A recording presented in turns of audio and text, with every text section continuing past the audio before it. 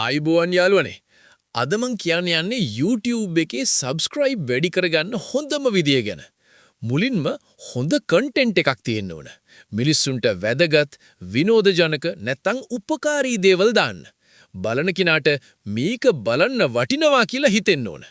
දෙවෙනි එක නිතර වීඩියෝ දාන්න. සතියට එකක් හරි දාන්න පුළුවන් නම් හොඳයි. දිගටම වීඩියෝ දාන channel වලට මිනිස්සු විශ්වාස වෙනවා. තුන්වෙනි එක වීඩියෝ මුල හොඳට ගන්න. පළවෙනි තත්පර කිහිපය වැදගත්.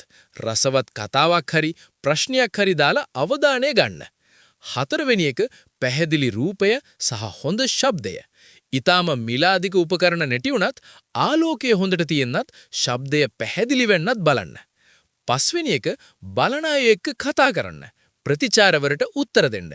එතකොට ඔවුන් ආයෙත් එන්න කැමති වෙනවා. අන්තිමට වීඩියෝ අවසානයේ මෙවැනි තවත් වීඩියෝ බලන්න subscribe කරන්න කියලා මතක් කරන්න අමතක කරන්න එපා.